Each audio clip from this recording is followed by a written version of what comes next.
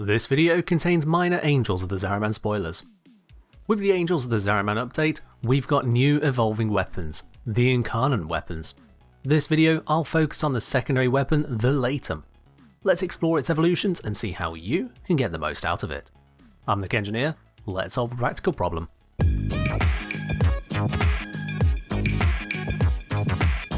The Latum is acquired from the Holdfast and costs only 3000 standing at rank 0. Just like the Fenmore and Praetos, you need to evolve the Latum in order to get the most out of it. There are 5 evolution stages, each connected to an easy challenge. Evolution 1 requires just 100 Latum kills, unlocking the Incarnate mode. Evolution 2 requires 8 Xmas kills in Incarnate mode. Evolution 3 requires 8 headshots on a Void Angel without reloading. Evolution 4 requires you to close 12 ruptures in Void Flood.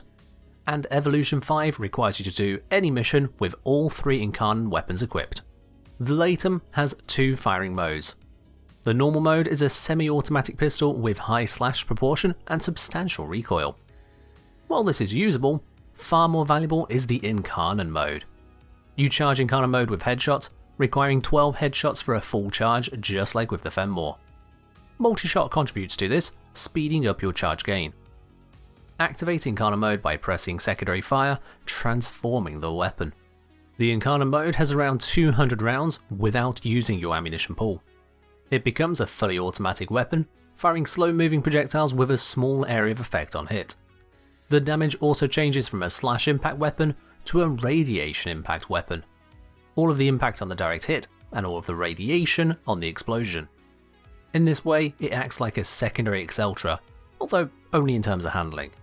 The second and third evolutions offer minor or quality of life buffs. Evolution 2 has the option of 40% less recoil, 20% faster fire rate, or 50% more movement speed whilst aiming. While on a pure DPS level the fire rate would be the best, the bonus is additive to mods and the Latum, being a secondary, should be using Lethal Torrent regardless.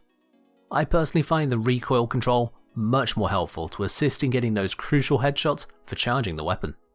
Evolution 3 brings in some magazine options. Either 30% higher reload speed for 12 seconds with up to 3 stacks, 30% magazine reload per second whilst holstered, or 60% ammo efficiency whilst you're aim gliding and sliding. Reload speed on the Latum affects the transformation speed too, so the reload speed option is actually quite useful in getting you back to Incarnate mode as quickly as possible.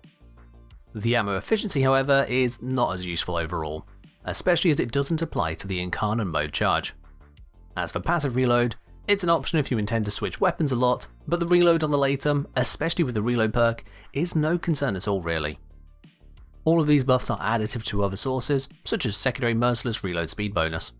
There are some odd interactions with some of these evolutions that are almost certainly bugs, which I'll leave to the end.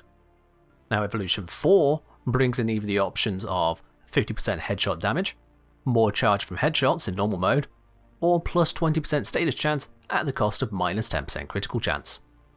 The status and critical chance modifiers are absolute, adding or subtracting that value specifically after all modifiers have been considered. While the headshot bonus is substantial, the Latum Incarnate mode is much more of a to whom it may concern type weapon, so you're not really going to be going for headshots with that. You can use this buff if you are focusing purely on the single fire mode and if you have good aim to go with it. Now the headshot charge bonus, that's purely quality of life, although with the multi-shot you can get on a secondary, it's really not that needed. Now as for the critical chance debuff of Elemental Excess, well, that ties into the final evolution. Evolution 5 has the options of either 40% ammo efficiency on a headshot, a 50% chance of plus 2000% damage on non-critical hits, or a stacking bonus of plus 400% damage for 20 seconds with each non-crit, non-status hit, with up to 3 stacks. The ammo efficiency is of little use. It doesn't affect the Incarnate mode and is sacrificing a lot of potential damage just to avoid reloading. Only use this if you both choose to avoid Incarnate mode and also have a very high critical bonus. Of the remaining 2 options, it might first seem like a close call. On the one hand, you've got Devouring Attrition, promising a 2000% bonus half the time, so long as you don't crit. On the other hand, Overwhelming Attrition is offering up to 1200% bonus that could always be on, so long as your critical chance and status chance are low enough. However, it's not that simple.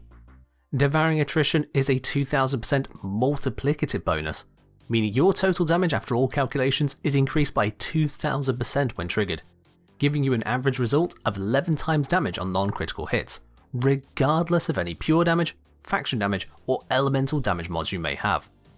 Overwhelming Attrition, on the other hand, is additive to pure damage buffs like Hornet Strike and Secondary Merciless. This has a huge effect on the distinction between these two options. Overwhelming Attrition wants critical hits, but not too many. You start with a 22% critical chance and can triple that by using Creeping Bullseye. At 66% critical chance, with a 4.62 times critical multiplier using Prime Target Cracker, you'd be averaging a 3.4 times critical bonus. Add in the Secondary Arcane and 3 stacks of Overwhelming Attrition, your total critical and pure damage bonus will average out to 56.3 times. However, if you instead go for the reduced critical chance on Evolution 4, drop Prime Target Cracker for Hornet Strike, not Galvanized Shot because this is an AoE weapon, drop Creeping Bullseye, and switch to Devouring Attrition, your average combined pure and critical chance bonus is now 67.6 times. This is before even accounting for the mod slot opened up by Creeping Bullseye, giving you some fire rate back and allowing you to pick up an extra buff, such as more elemental damage. Bringing all of this together, I've made this my go-to build. The Latum is an absolute monster for damage output, making a Corrosive Heat build plenty viable. Sure, theoretically, viral procs will give you more damage, but the reality is that most of the things that can stand more than a second of being shot by the Latum are immune to viral procs anyway, like Acolytes and most Cambion Drift units. Those same units, however, are weak to Corrosive. Corrosive Heat will tear through Grineer, Corpus, and Infested alike. It's even good against most Sentients. Don't try Corrosive against the Eidolons though, that is a bad idea. So let's talk downsides. Enemies with unusual damage reduction and status resistance like Acolytes will tank the Latum more than you might expect, in part due to lack of crits. The Latum requires charging up before it becomes devastating. On your own, that's not an issue, but if you're in a squad with a Zoom and Boom meta teammate, you might struggle to find a living enemy to gain charge off quick enough. The projectiles from the Latum have significant travel time, leading to wasted shots fired at someone who's already going to die, and leading to some difficulty tracking fast or distant targets. In Incarnate mode, the Latum has absolutely no slash output. The Corrosive Heat, I suggest, means that any particularly tough enemies can eventually be burned down with heat procs, unless they're status resistant, but I've not tested this weapon against level cap enemies to see how well it holds up at that tier.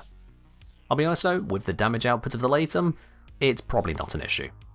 And in terms of quality of life then, the AoE of the Latum can cause some self-stagger if you're too close to what you're shooting. Now there are a few existing bugs or potentially unintended features with the Latum at present as well. At the time of recording this, clients can headshot corpses for charge gain while the host of a mission cannot. The second evolution of Raptor's Chase, for bonus movement speed whilst aiming, seems to apply to aiming with all weapons while the Latum is equipped. And likewise, the third evolution of Feather of Justice, giving ammo efficiency whilst aim gliding and sliding, also applies to other weapons at the same time. Despite this though, the fifth evolution option for more ammo efficiency after you've headshot someone doesn't carry over to other weapons. It's anyone's guess if these are intended or not, so it's impossible to say when or even if they'll be patched. Bugs aside, the Latum is an incredibly powerful secondary weapon. Sure, it's an AoE, but it's not that big one and it still absolutely slaps. This is the second video that I've done on the Incarnate weapons, so make sure you check out the other ones here now. And as always, gain charge, unleash hell, and fight well, Tenno.